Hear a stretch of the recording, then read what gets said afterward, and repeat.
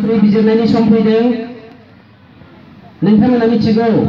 दाखालिसो सावरायग्राया मोनसे माबा होदोंमोन, बाइट होदोंमोन ससियेल मिडियायाव। बिथाङा होनदों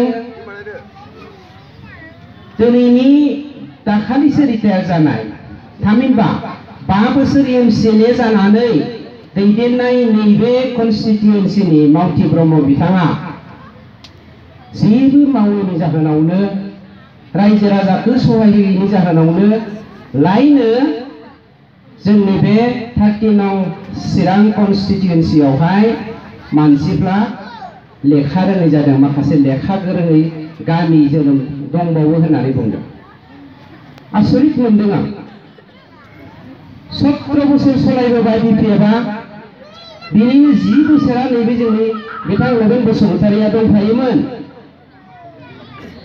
17 बोसोराव बिथांमोना मोनथामल' इडुकेसन होदों, मोनथामल' सोलोंथाइ। बे सोलोंथाइया जादों जौ लोंनो होदों सोलोंथाइ, जुवा गेलेनो होदों सोलोंथाइ आरो ड्राग्स जानो होदों सोलोंथाइ। बे मोनथाम सोलोंथाइनि अनगा बिपिएफआ मालाबाबो जेबो सोलोंथाइ होआखै।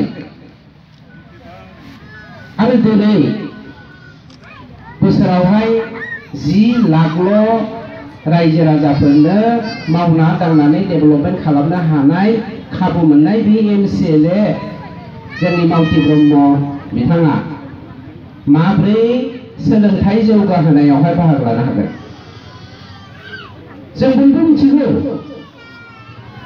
थांनाय 2009 मायथाइया क्वालिटी इडुकेसन खालामनायनि बोसोरमोन। मानोना 2006 नि इडुकेसनेल माबा मोनसे एक्ट दंमोन, आं गोसोआव गैला ना मा एक्टमोनथाय। बे सोलोंथाइ बोसोरखौ बे बोसोरनिफ्राय 2006 मायथाइनिफ्राय दुलाराय बर' फरायसा आफादा क्वालिटी इडुकेसन होनो थाखाय गामि गामि हाबनानै बर' बिमाफोरखौ होनदोंमोन, मादै आनै आब' बाजै आयै नोंथांमोना जौ फाननायखौ गारदो। मानोना जोङो जौ फाननायनि जौ मावनायनि थाखायनो जोंनि फिसाफोरखौ जोङो क्वालिटी इडुकेसन होनो हायाखै। एबसुआ नाजाथाबबायदोंमोन।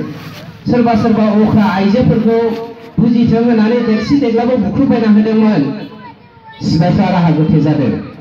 माब्रै राहा गोथे जादों? बिपिएफआ गावसोरनो मोनथाम सोलोंथाइ होदों, जोंनि बर' बिमाफोरखौ जौ मावनो फोरोंदों आरो बे जौ मावनाय बर' बिमानि जौजोंनो गावनि फिसाफोरखौ जौ फाग्ला बानायनानै सोलोंथाइनिफ्राय जानगार होनानै दोनदों। बोरै दुलाराय बर' फरायसा आफादा नाजामानो हागोन? जों मिथिगौ 17 बोसोराव बिपिएफआ रायजो खुंनाय समाव जोंहा जेबो जौगाथाय फैयाखै। 17 बोसोरबो जोंनि 17 बोसोरनि सिगांबो जोंनि बिमाफोरा, अनसुलि बिमाया सोलोंथाइ होनो नागारनानै जौ फाननानै गावनि न'खरखौ, गावनि फिसायखौ, गावनि फिसाफोरखौ सोलोंथाइ होनो दाव दाव खालामनो बाध्य जादों। 17 बोसोरनि उनावबो दिनै जोंनि बर' बिमाया जौ फानग्रासो जानानै दङ।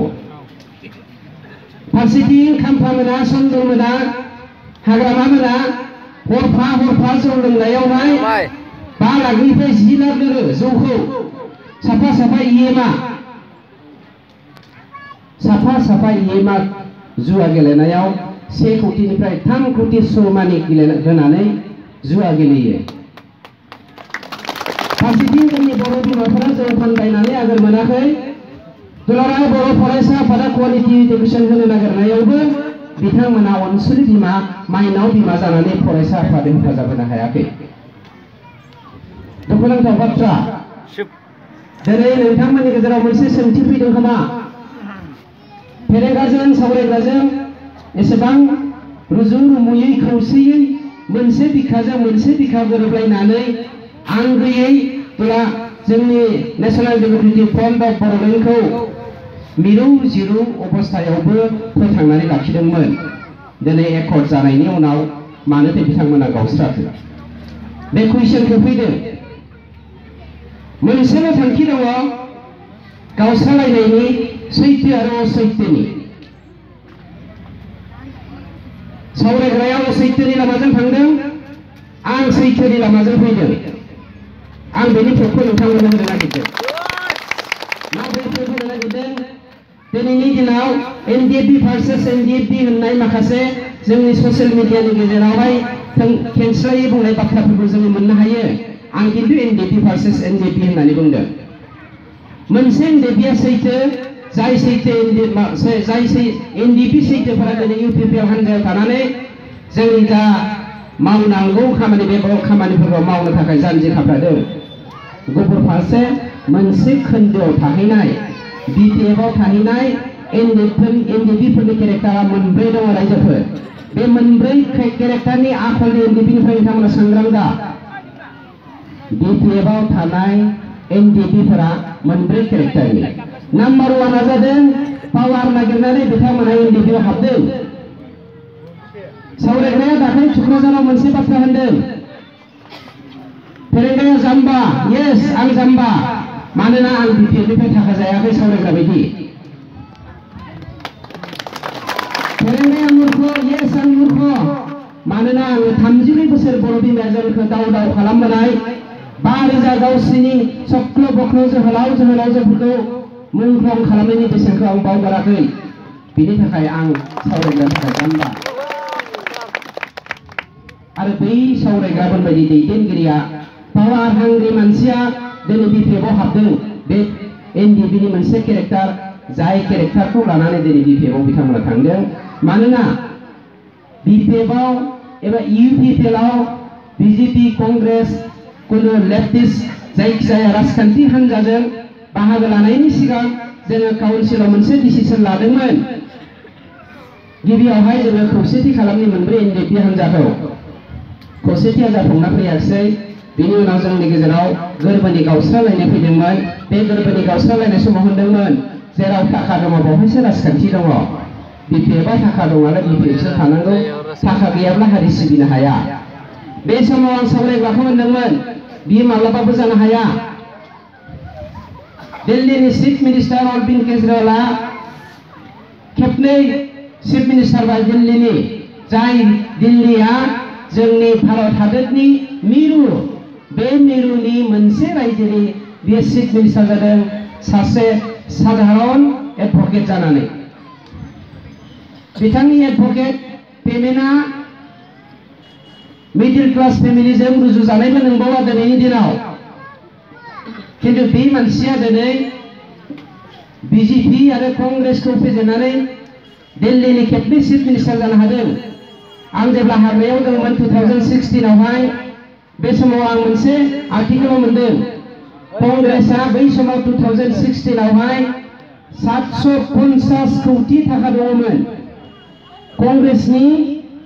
कंग्रेस पार्टीनि एकाउन्टआव थाखाया 750 कोटी बे समाव बिजेपिनि थाखाया 1200 कोटीमोन बेनिफ्राय अरबिन्द केजरीवालआथ' गरसेबो थाखा गैयामोन गरसेबो थाखा गैयै सासे मानसिया माब्रै बिजेपि बायदि 1200 कोटी थानाय कंग्रेस बायदि 750 कोटी थानाय मानसिफोरखौ पार्टीफोरखौ फेजेननानै चिफ मिनिस्टार जानो हाखो आं नंखायनो होनदों सावरायग्राखौ नङा जुदि अरबिन्द केजरीवालआ गरसेबो थाखा गैयालासेनो सोदांनाय लाबोनानै दिल्लीनि मानसिफोरजों रोगाजानो हादोंब्ला जों मानो हाया मानोना जोंखौथ' रायजो राजायाव अनो जोंखौथ' दाव दाव खालामबोदों 34 इयार्स बेनिफ्राय बियो होनदों नोंहालै हाग्रामायासो जोंखौ हाग्रानिफ्राय फैनाय जोंनाव फिसिदों आं होनदों नङा सानथामल' जादों हाग्रामाया जोंखौ फिसिनाया आरो बेबायदि दायित्व मानोना बियो बिटिसिनि सासे दैदेनगिरि एबा बिटिसि हालामनि बियो खुंथायगिरि बेखायनो बिहा दायित्व दङ किन्तु सानथाम हाग्रामाया जोंखौ जाहोनायनि थाखाय 34 बोसोर बर' बिमाया गावनि सोरलाब आहारखौ जोंखौ जाहोनानै फिसिनायखौ बावगारदों नामा 34 बोसोर बर' बिमाया गावनि दखना ओनसोलखौ फांथेनानै न'मा न'आव हाबनो मोना जोंनि बर'नि ट्रेडिसन बायदियै बाख्रि सिङाव हाबनो मोना बर'नि ट्रेडिसन बायदियै न'मा न'आव सुनानै बाख्रि सिङाव सोनानै दखना गिजिफोरखौ फांथेबायनानै सुथुरनिफ्राय रैखाथि होबोदों बै गबिन्द बसुमतारी बायदि दैदेनगिरिखौ बै धीरेन बर' बायदिखौ सावरायग्रा बायदिखौ फेरेंगा बायदिखौ किन्तु दिनै रांखान्थिनि सार्थ'आव पावारनि सार्थ'आव जोङो दिनै 34 बोसोर बर' बिमाया अननायखौबो बावगारबाय जायनि जाहोनाव सानथामल' ओंखाम दौनाय हाग्रामानि खिबु खारनानै बिथांमोना जोंनि बर' बिमानि बेसेनखौ फाननो नागिरबाय। गुबुन मोनसे बाथ्राया जादों रां। दिनै सावरायग्राजों धीरेनजों जथबां मानसिफ्रा दिनै दंफायो सिरि सिरियै सावरायग्रानि होननानै सावरायग्राया दुबगांगासिनो दङ। बै बिथांमोना सावरायग्राजों थानाय बिथांमोना गरसेबो गैजायैनि थाखाय हाग्रामाया रां होगोन होनना दोननायखाय दिनै बिथांमोना दं। नङाबा रांनि बाथ्रा नङामोनब्ला, रांनि लुबैनाय गैयामोनब्ला मानसिफोरा दिनै हाग्रामाजों सासेबो इन्डिया थानाय नङामोन। बे स्पष्ट खोथा।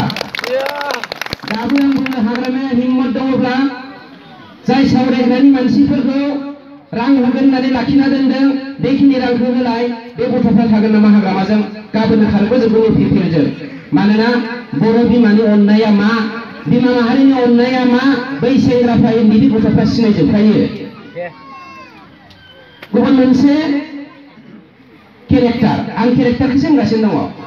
बिपिएफजों थानाय केरेक्टार मोनसेया जादों पावार, मोनसेया जादों रां, गुबुन मोनसेया जादों हाजिरा। बक्सा जायाखिसै बक्सा। आं मोनसे खोन्थाखौ दिनै रायजो राजाफोरनि सिगाङाव क्लियार होनो नागिरदों। 20 फेब्रुवारियावहाय जेब्ला नाब्लासारा जेराव लांजाफिनदोंमोन, मानोना बिथाङा सासे कनभिक्टेड। दिनै जोंनि गेजेराव गोबां बर'नि गावसोरखौनो मेलेमजिबि होननानै बुंग्रा, बर'निफ्राय देरसिन थुनलाइगिरि होननानै बुंग्रा, बिजिरगिरि होननानै बुंग्रा, एडभकेट होननानै बुंना लाग्रा बै एडभाइजारफोरखौ आं बुंनो नागिरो। नोंथांमोना गोहो दंब्ला दिनैबो माव हाग्रामानि जानानै, मानोना 8 दान दंबावो खाबु। बे 8 दाननि गेजेराव नोंथांमोना दिनै नाजायोब्ला नाब्लाजों लोगोसे 100 जोंनि इन्डिपेन्डेन्ट लिडार आरो केडारफोर जायफोरा फासि होजाहां जानानै दं बिथांमोना गनायनि लामायाव फैगोन। खिन्थु नोंथांमोनाथ' बिदि नङा। मानोना नोंथांमोना बै इन्टेलेक्सुवेलफोरा साफा हाग्रामानि हाजिरा जाग्रा एडभकेटफोरसो। ओरैबायदि हाजिरा जाग्रा, सोरबाया गावनि फिसाखौ बिटिआरआ गावसिनि आखाइयाव फैयोब्ला जों जे गोदान इनस्टिटिउसनफोर लाबोदों बेफोराव प्रफेसार खालामनायनि थाखाय, लेक्सारार खालामनायनि थाखाय गिदिर सेकेन्ड ग्रेड थार्ड ग्रेड साख्रिखौ होनायनि थांखिजोंसो हाग्रामाया गोरोन्थि मावदोंब्लाबो 17 बोसोरनि गोरोन्थिखौ बावगारनानै मिसिफ्लानानै गावनि फिसाफोरनि साख्रिनि थाखाय बिथांमोना दिनै हाजिरा जादों। नोंथांमोना बुङाबाबो जों बुजिजोबखायो नोंथांमोना मा कारनाव दिनै सैत्यखौ सैत्य होननानै बुंदों। आरो मोनसे हाजिरा जाग्रा ग्रुप दंबावो। नाब्लाया होनदोंमोन जोंनि मोनथिनाय बायदियै जेराव थानाय समाव जोंनि बिटिआर एकर्डनि इमप्लिमेन्टेसननि ग्रेटार इन्टारेस्टनि थाखाय नोंसोरो थांदो इउपिपिएलजों जइन जानानै मोजाङै खामानिखौ मावलायलायदो एबा जौगालांदो एबा आवगायलांदो होननानै बुंदोंमोन। किन्तु 2014 मायथाइनिफ्रायनो जोंनि माखासे एनडिबिआरनि दैदेनगिरि आरो केडारफोरा बिपिएफजों हाजिरा जाबोबाय दंखायो। हाजिरा दाबो हाजिरा जादों। सानैसो बे जोंनि 14 नं चिरां 30 नं चिराङावहाय कंग्रेस लेखा गफालायनानै मेगन मोदै गफालायनानै जे लेक्सार होफैदों हारिमु आरो बिथांजों लोगोसे सासे स्पिकार दंबावो। बिथाङाबो लाइफ पार्कखौ सुपार बिथांनि रावा। आं बिथांमोनखौ होनो नोंथांमोना मिथिया जागौ खेबसे मिटिं गागासेयाव बिथांमोना 15,000 मोनो। खेबसे मिटिं गागासेयाव हाग्रामानिफ्राय साब्रै फैदोंबा 3.9 40,000 नङा होमबा? माबा फैयोब्ला साबा फैयोब्ला साब्रै फैयोबा 60,000। बेफोरबायदि बिथांमोना हाजिरा जायै दिनै मिटिं गागासिनो दङ। आरो बेफोरबायदि मानसिफोरनि रावखौ लानानै जोङो बिथांमोननि गोरियानि मोदैखौ नुनानै जोङो गोसो सोलायनो नाङा रायजो राजा बिथांमोन। मानोना जाय बिथांमोना दिनै हाजिरा जाग्रा बिथांमोना नोंथांमोननि आहारनि बेसेनखौ फानग्रा। जाय बिथांमोना हाजिरा जाग्रा बिथांमोना जोंनि बिखा रानस्राव खालामलायनानै बन फाननानै जोंनि सोमावसारनायाव हेफाजाब होनायनि बेसेनखौ फानग्रा। नंबाय न'निसुनि बिमा माहारि सिबोनां रायजो राजा नोंथांमोन बेफोरबायदिनिफ्राय जों सांग्रां जा। आरो मोनसे केरेक्टार दंबो बयनिख्रुइ गिथावनासिन केरेक्टार नैबेवहाय मोनसे रेकर्ड दंबावो बर' बिमाफोरखौ इउपिपिएलनि आइजोफोरखौ रेप खालामगोन होननानै बिपिएफनि मानसिफ्रा बुंनाय दङ अल रेकर्ड बाथ्रा बुङो माखासे एनडिपि गथ'फोर दङ हाग्रामाजों दिनै गुन्दा महरै बाहायजादों बे गुन्दा केरेक्टारनि माखासे जोंनि एनडिपिनि मानसिफोरा दिनै जोंनि समाजाव गुरलाय गुजास थासारि सृष्टि खालामनो नागिरदों बेनिफ्राय जोङो सांग्रां जानांगोन किन्तु दिनैनि दिनाव जोंहा गिनांगौ गैया मोनसे समाव एनडिपिनि मुं बुंनानै पुलिस मिलिटारिनि मात्रा बुंनानै जोंनो भट होआबा नोंखौ गावगोन नोंनो साखन्दा हाबगोन नोंखौ देगोन नोंखौ माबा माबि खालामगोन होननानै सिगि सगा 17 बोसोर बिपिएफआ देरहाबोदों दिनै बै जोंनि एनडिपिफोरनो रांनि प्रलोभनजों पावारनि प्रलोभनजों हाजिरा होनानै गुन्दागिरि खालामनानैबाबो जोंनि बर' बिमाफोरखौ मालाबाबो फेजेननो हालिया बे सैथो बाथ्रा मानोना जों खौसे जाबाय थांनाय 17 बोसोराव बिपिएफआ गावसोरनि पलिटिकेल सेक्टरनि थाखाय बर'जों सावथालजों बर'जों मुसलमानजों गोबां धरननि कमन प्लेस खालामना गालांबाय दिनै हाया नाजादोंमोन दाखालि दादगारियाव सानैसो एनडिपिनि मानसिखौ गुन्दा बाहायनानै सत्र'तल आरो बर'फोरनि गेजेराव कमन प्लेस खालामनो नागिरदोंमोन आं बै गुन्दाफोरखौ सोंखारियो सानबेसे गुन्दागिरि खालामनो नोंथांमोना सांग्रां जा मोनसे सम फैगोन नोंथांमोनखौ बर' बिमाया दखना गिजिखौ फागा सानानै फासि होनानै फोथैगोन रायजो राजा नोंथांमोन गोबां बाथ्रा बुंनांगौ दङ आं सर्टसो बुंलांगासिनो दङ 1 घन्टा 2 घन्टाजोंबो जोंनि बाथ्राफोरखौ बुंनानै फोजोबनो हाया दिनै जोङो इलेक्शननि केम्पेइन महरै आं माखासे इलेक्शन मेटारखौ लानानै बेवहाय बुंथिबावनो नागिरदों मोननै बिराद इम्पर्टेन्ट खोथा बे इम्पर्टेन्ट खोथाखौ जों मिथिनायनि सम फैदों আমি এতিয়া এটা কথা জনাৰ বহুত প্ৰয়োজন আহি পৰিছে যোৱা 15 বছৰ 10 বছৰে হীৰা সৰণীয়াই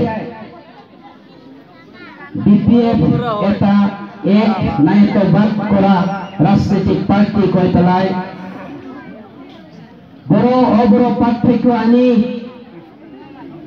আমাৰ বিটিসি অঞ্চলত যে বিশৃংখলা সৃষ্টি কৰিছিলে আপোনালোকে শুনি আচৰিত লাগিব আজি হীৰা সৰণীয়া আৰু হাগ্ৰামা মহিলাৰীয়ে এলায়েন্সত আহিছে তেওঁলোকে চুক্তি কৰিছে যেনেকৈ নহওক হীৰা সৰণীয়াক ডিপুটি চিফ দিব লাগে আৰু খাম্পাই বোলে হাগ্ৰামাই বোলে চিফ হ'ব লাগে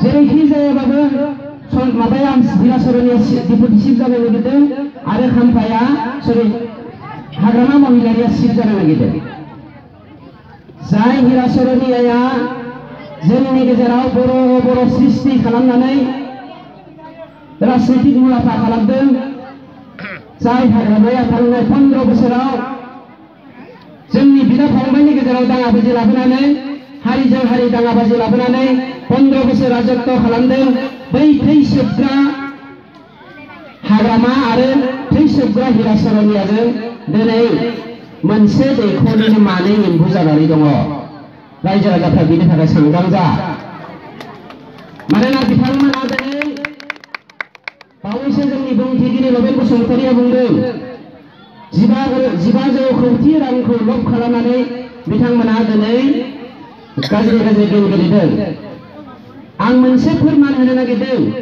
चन्दन ब्रह्मआ डब्लिउपिटिनि मिनिस्टारखाय दुलाराय आसामनि सिङाव थानाय काउन्सिलफोरनि डेभेलपमेन्टनि बिफाना बिनि आखायाव थानायखाय गभर्नमेन्ट अफ इन्डियाया दाखालि मोनसे सार्कुलार होबाय इमप्लिमेन्टेशननि गिबि जाखोन्दो 250 कोटी नङा होमबा 250 कोटी पेकेजखौ होनायनि थाखाय डिक्लेरेसन होयो चन्दन ब्रह्मआ लोगोनो 5% खरि कन्ट्रेक्टरफोरनो होनायनि थांखिजों खामानिखौ मावजोबनायमोन रायजो राजाफोर बिनिफ्राय बिसोरो मा बुंदों इमप्लिमेन्टेशननि बाथ्रा बुंदों कमिसन दानानै एक्सक्लुसन इनक्लुसनखौ बानायनाय जायाखै होननानै बुंदों। बिटिसि बिटिआरआव एकर्डआव जेबो गैया होननानै बुंदों। बै बिटिआर एकर्डआव जेबो गैया होननानै एक्सक्लुसननि बाथ्राखौल' बुंफ्लानानै इनक्लुसननि बाथ्राखौ दोनखोमाग्रा बिपिएफ हान्जाया दिनै 250 कोटि बे फार्स्ट किस्तियाव फैनाय रांखौ जाहोनो थाखाय कन्ट्रेक्टरफोरनो 5% होनानै खामानि मावनो नागिरा। बेसेबां दुखुनांथाव बाथ्रा। बेखौ जोंनि आफादगिरिया दाखालि दिल्लीयाव थांनानै गाथे गुथे खालामनानै गारबोनायखायसो नङाबाथ' जाबायमोन। मोनसे खोन्था रायजो राजाफोर, खिजाग्रा मोसौआ खिजाखाया होमबा? बे बुकिटनि आखलाबो बेफोरबायदिनो खिजाग्रा मोसौफोरबायदि। बिसोरो जाखोग्रा सर' दंखायो, गादबनाय बिसोरनि धोरोमखा। बेखायनो जेरै खाबु मोनो बिसोरो सोलास्लिब खालामनानै गासिखौबो फोजोबनायनि थांखिया बिसोरनिखा। आरो मोनसे बाथ्रा आं नोंथांमोननो खोन्थाबावनो नागिरदों रायजोफोर। दिनै 13 जों 14 जों देरहाखाबाय होननानै खाम्फाजों हाग्रामाजों दाखालि डिक्लेयार होदों। सरि, खाम्फाजों सन्दनजों। नैबेयाव खाम्फा भार्सेस सन्दन मोनसे टपिक दङ। माब्रै? आंथ' जेनखासिगोन भाई। बे बाराव सिडनीया सिगां जाथ'वाखैमोन डिक्लेरेसना। बे बाराव सिडनीआव आंसो गेलेनोसै, नोंहा बहा थांनो थांनाय जाबाय। नोंनि थाखायनो आं दिनै जेननोसै। मानोना नोङो गासिखौबो हबो होननानै मानसिफोरनो बाथ्रा मोनसेखौबो मावफुङा। आंनि कनस्टिटुएन्सियाव फैनानै दिनै नोंनि थाखायनो आं जेननायाव फैबाय प्रटिनाव होननानै बुंबाय। सन्दनाबो रागा जोंबाय। केम्पेना मोजां जाया, नोङो मोजां मावा नालाय डेपुटि चिफ जानानै ओंखायनो 60 माबायावहाय चिरां कनस्टिटुएन्सि दा चिरां जाबाय। सिडनी कनस्टिटुएन्सिनि देग्लायनि फैगौ बारनि इलेक्सन माबा एमएलए इलेक्सनावहाय आं जेनसिगोनलै। नोंनो गासिबो गोरोन्थिखौ मावदोंना सानैजों दाखालि नांलायदों बुलायनो बाखि। बाथ्राखौथ' खोनानायखाय सानगुमान थाया, खोनाहैनानै हेन्डेल खालामनो गोनां जाबाय। दा माबाया सन्दना 13 आरो 14 हाबदोंमोनला। बेखौ दाना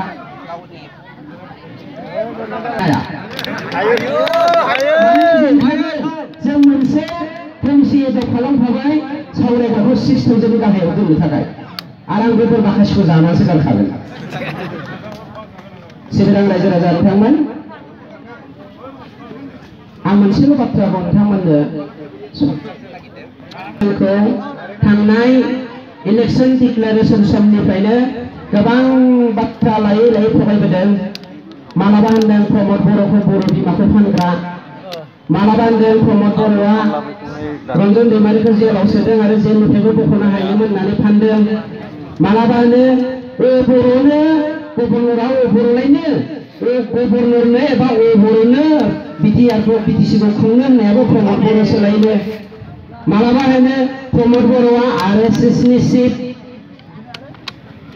बेफोरबायदि थगायबोबाय थादों, खेबफ्रोमावबो जेनदों। आरो दाखालि सन्दननि दैदेननायाव जोंना मिस्टार एक्सपोजों मिस्टार सावरायग्राजों माबा फर्म रानलाबायबाय फर्म। दाबो बिटिसिनि बाहेरावहाय बिसोरो 2000 थाखा कालेक्सन खालामनानै एमबिबि नङाबाबो साख्रि होगोन होननानै खांगासिनो दङ बाथानि दैदेननायाव, बाथा आरो रानस्रावनि दैदेननायावहाय। अब्लाबो बिथांमोना साक्सेसफुल जानो हायाखै। जोंनि लेखा गोरों रायजो राजाफ्रा, सेंग्रा सिख्लाफोरा मालाबाबो सैथोनिफ्राय एरखैयाखै। दिनै मोनसे बुस्थुखौ बिथांमोना बुंदों, आवास प्लास होनाय PMGAY नि जा स्किम 2011 नि ससिय' इक'नमिक सेन्सास बायदियै सिजन 14-15 नि 2014 and 15 नि जा लिस्ट दङ, बे लिस्टखौ गभर्नमेन्ट अफ इन्डियाया मा कार्ड होनोमोनलाय, आधार कार्ड लिंकेज खालामनो होदों। मानोना दहाय बिथाङा बसुमतारिया बुंनाय बायदि मोनफ्रोमबो गभर्नमेन्ट अफ इन्डियानि सेन्ट्रेल स्किमनि फैसा मोननोब्ला स्किमखौ मोननो लुबैदोंबा नोंथाङा आधार कार्ड लिंकेज खालामनांगौ। थिग बेफोरबायदिनो as per 2011 socio' economic census 2014 and 15 नि जा सेसन, बे सेसननि जोंनि PMGAY नि लिस्टआव थानाय रायजोफोरखौ लिंकेज खालामनोसो गभर्नमेन्ट अफ इन्डिया थिनदों।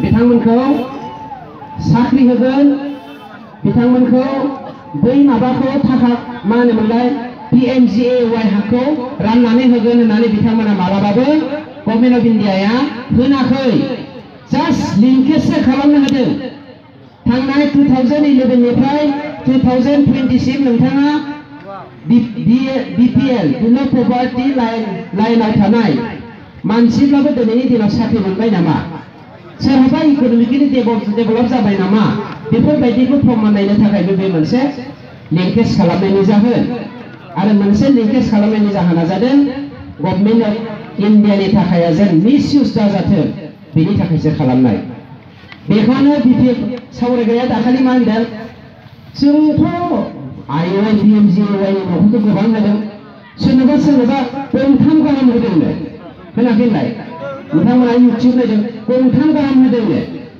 नायदो बिथांमोना गंथाम गाहाम सावरायग्राया गावनो फोरमान होनानै लाबाय गंथाम गाहाम जाख्ल'दों थांनाय 17 बोसोराव मोनसे गामियाव गंथाम खरै IOI नि न' होयोमोनब्ला 17 बोसोराव गंसे गामियाव 51टा IOI न' जानांगौमोन हयथ' होदोंमोनबो जायनि जाहोनाव दिनै सावरायग्रा प्रमान होनानै लाबाय गावनो सोरनिबा न'आव गंथाम गाहाम होदों होननानै आरो बेखौ मा होनदों हाग्रामायाव होदों हाग्रामानि बिफानि सम्पति नामा बे PMGAY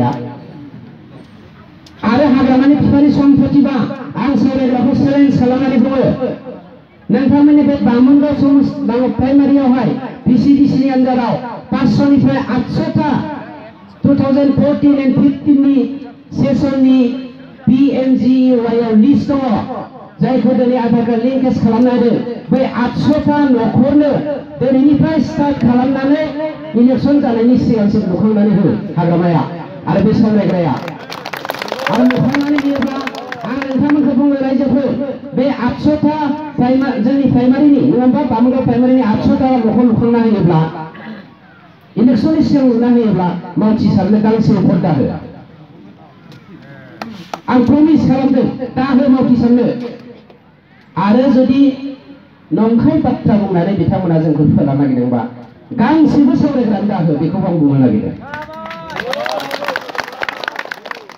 बिथांमोना नंखाय बाथ्रा बुङो बयबो नंखाय बाथ्रा बुङो जायनि जाहोनाव दिनै जोंनि समाजावहाय गुबुंले आबहावा सृष्टि जादों जायनि जाहोनाव जोंनि सोलोंथाइनि हारा खम जादों जायनि जाहोनाव जोंनि इक'नमिक डेभेलपमेन्टआ गैया जादों बेनिखायनो जोंनि UPफोर हान्जाया समान मोनथाय आरो समान जौगाथायनि बाथ्रा लानानै दिनै दुलाराय रायजो राजाफोरखौ खौसे खालामनानै जौगाथाय लाबोनो थांखि लादों सिगां रायजो राजाफोर मोनसेल' सेन्टेन्स आं बुंनोसै हाग्रामाया थांनाय 17 बोसोराव 5000 मानसिनि थांना थानायनि राहा लामाखौ होआखै जोङो 5 लाख मानसिनि थांना थानायनि राहा लामाखौ 5 बोसोराव होनो नागिरदों बे जोंनि समायखि लामा हाग्रामा बुंनाय बायदि जोङो 5 लाख मानसिनो साख्रि होनाखै जोङो होनदों थांना थानायनि राहा लामा सासे बर' बिमाया थांनाय 17 बोसोरनिफ्रायनो दिनैसिम जौ फानदों जोङो होनदों मादै नोंथाङा जौ फाननायखौ नागारनांगौ मानोना बिनि सोलाय जों थांना थानायनि राहा लामा होगोन बे साख्रि नङा हाग्रामाया बखिनाय बायदि सासे लेखा गोरों गथ'आ दिनै BPFनि खिबु थाबायनानै थांनानै जौ फाग्ला जादों जुवा गेलेग्रा जादों गावनि सोलोंथाइनि बेसेन एबा गुनखौ बियो रोङै जादों जोङो होननो फंबाय नोंथाङा बेफोरबायदि आखुथायनिफ्राय जानगार थादो जाय आखुथायखौ दिनै जोंनि BPFआ फोरोंदों मानोना जोङो 5 लाख मानसिनि थांना थानायनि राहा लामाखौ होनो नागिरदों बियो सासे लेखा गोरों मानसि इन्टारभिउआव फेल जायोब्ला बे साख्रिखौ मोनखानाय नङा बे 100% सियर गरसे थाखा लायालासिनो जोङो बे बारावहाय साख्रि होगोन नाथाय जेनुइनलि बियो इन्टारभिउआव पास जानांगोन नाथाय इन्टारभिउआव पास जायै सेंग्रा सिख्ला लेखा गोरोंफ्रा मा जागोन बिसोरनोबोथ' जों थांना थानायनि राहा लामा होनांगोन बेनिखायनो जोङो मिडियाम इन्डास्ट्रिनि गेजेरजों फारफ्रोमबो खनायाव जोंनि इन्डास्ट्रि गायसननानै जोंनि नेचारेल रिसोर्सखौ जोंनि गोथां बेसादफोरखौ जों बहाय बाहायनानै जोंनि रांखान्थि बिथिंखौ जौगाहोनो नागिरदों जेरावहाय जोंनि फंबाय बिनानाव लेखा गोरोंफोरा मावनानै नांथाबनानै थानो हागोन आरो जोंनि बन खानग्रा बिफाफोरनो जोंनि हाजिरा मावग्रा बिमाफोरनोबो जोङो थांना थानायनि मोनफा राहा लामाखौ होगोन गोबां बुंनांगौ दङ जोंनि बे हालामनि केन्डिडेट बिथाङा बुंगोन बुंनानै जोबा जोंहा गोबां चेलेन्ज खालामनो दङमोन दिनै नोंथांमोना 4 बाजिनिफ्राय लानाय एसे उसुबिदा जादों 2 बाजिसोनिफ्राय लानांगौमोन आं दिनै उपलब्धि खालामनो हादों माखासे टेकनिकेल प्रब्लेमनि थाखाय आरिमुआरि जेंनानि थाखाय जोङो 4 बाजियावसो नुजाफैनो गोनां जाबाय जेखियानो जायाथों जोबनायाव गासैबो जोंनि मावनो गोनां दायित्वखौ मावफुंनायावहाय मोजाङै मावलांनो हानाय बायदि जोंनि साफ्रोमबो माइनाव बिमानो दायित्व हरनानै आंनि अननाय आरो सिबिनायखौ बावहरनानै आंनि सुंद' बिबुंथिखौ बेखिनियाव फोजोबनाय जाबाय।